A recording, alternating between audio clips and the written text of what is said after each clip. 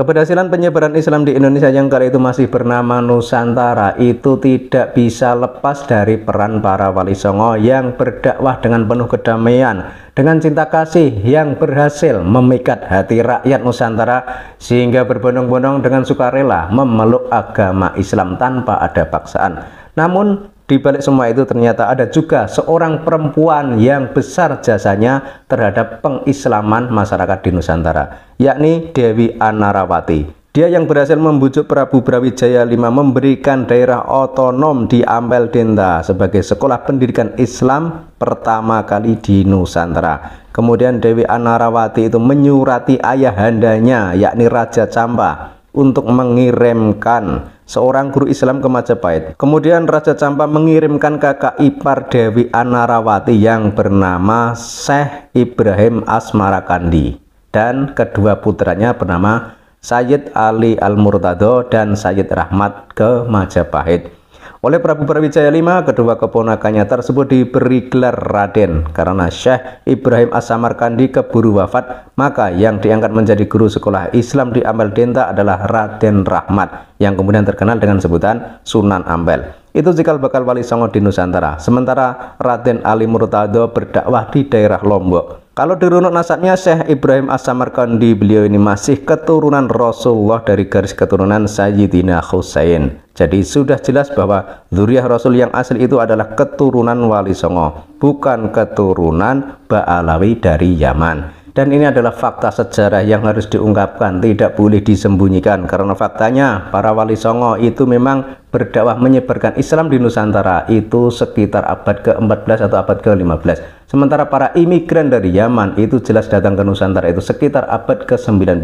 Kemudian para imigran dari Yaman yang kemudian melabeli diri sebagai habaib, yang kemudian juga mengaku-ngaku sebagai zuriyah atau keturunan Kanjeng Nabi, itu datang ke Nusantara itu awalnya memang untuk mencari pekerjaan. Karena sebagaimana kita lihat di daerah Yaman, di daerah Hadramaut itu adalah daerah yang miskin, daerah yang tandus, yang kering, yang butuh pekerjaan, butuh uang, butuh penghidupan. Sehingga mereka itu melihat jika di Nusantara itu adalah negara atau wilayah yang subur makmur, yang kaya raya, maka kala itu mereka datang ke Nusantara untuk mencari pekerjaan. Itu tercatat dalam sejarah. Sehingga misalkan sekarang ada oknum Ba'alawi itu menyatakan bahwa mereka itu datang ke Nusantara untuk mencetak para kiai atau ulama. Nah, itu yang dicetak itu kiai seperti apa? Karena faktanya ketika para imigran dari Yaman ini datang ke Nusantara atau sekarang bernama Indonesia, dahulu Nusantara itu sudah banyak sekali ulama dan kiai yang dicetak oleh para wali songo tersebut. Bahkan dalam sejarah juga tercatat bahwa salah satu dari habaib yang bernama Habib Utsman bin Yahya yang kemudian diangkat oleh Belanda menjadi seorang mufti,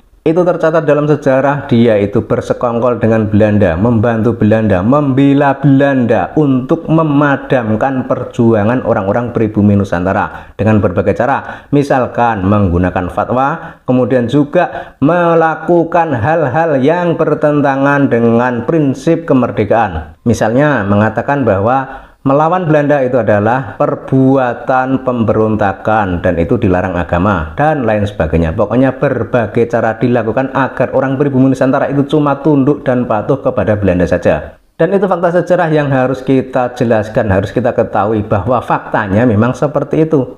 Kemudian terkait polemik nasab yang hingga saat ini belum berakhir, itu kan sudah jelas ya bahwa memang nasab Ba'alawi atau para habaib dari Yaman itu memang tidak terkonfirmasi sebagai keturunan Kanjeng Nabi. Dasarnya apa? Dasarnya adalah kajian ilmiah dari Kiai Imaduddin Utsman Al-Bantani maupun berdasar dari para ahli sejarah yang menyatakan bahwa Ubaidillah itu bukanlah anak dari Ahmad Al-Muhajir. Kalau menurut kajian ilmiah Kiai Imaduddin Utsman Al-Bantani itu kan jelas bahwa Ubaidillah itu kan diperkirakan hidup di abad keempat dan dia itu dianggap sebagai anak dari Ahmad bin Isa atau Ahmad Al-Muhajir. Tapi pertanyaannya, di abad keempat itu tidak ada ahli kitab nasab atau sejarawan yang mencatat bahwa Ubaidillah itu adalah anak dari Ahmad bin Isa. Padahal Ahmad bin Isa itu adalah seorang ulama yang tersohor, yang ternama, yang tidak mungkin orang itu sampai tidak tahu kalau dia punya anak bernama Ubaidillah. Tapi faktanya, kenyataannya di abad itu, di abad yang dinyatakan Ubaidillah itu hidup, ternyata tidak ada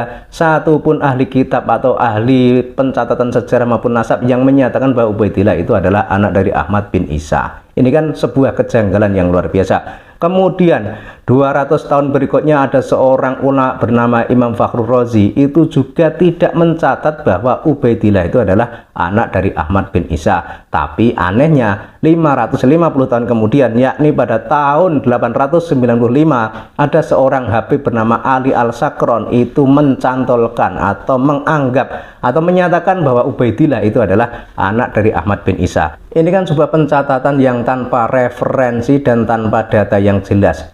550 tahun kemudian kok baru muncul nama Ubaidillah sebagai anak dari Ahmad bin Isa. Artinya apa? Artinya ya hingga kini para Ba'alawi atau para habaib dari Yaman itu memang tidak bisa membantah kajian ilmiah Kiai Imaduddin Utsman Al-Bantani yang menyatakan bahwa nasab mereka itu terputus dan tidak tersambung kepada Kanjeng Nabi, baik berdasar kajian kitab nasab, berdasar kajian sejarah maupun berdasar tes DNA. Dan hingga saat ini karena tidak ada jawaban atau bantahan dari pihak Ba'alawi, itu menandakan atau menunjukkan atau membuktikan memang para Ba'alawi atau para habaib dari Yaman itu memang tidak terkonfirmasi sebagai dzurriyyah atau keturunan Kanjeng Nabi. Kemudian siapa sebenarnya para dzurriyyah Nabi atau keturunan Kanjeng Nabi yang ada di Nusantara ini? Yaitu tentu saja mereka para Wali Songo dan keturunan Wali Songo. Tapi soal polemik nasab ini itu bukanlah perseteruan atau permusuhan antara pihak Wali Songo dengan pihak Ba'alawi, itu bukan. Tapi ini murni untuk mencari kebenaran, menunjukkan kebenaran kepada rakyat Indonesia, terutama rakyat awam. Karena selama ini banyak juga yang terbohongi dengan isu-isu palsu, dengan pengklaiman palsu,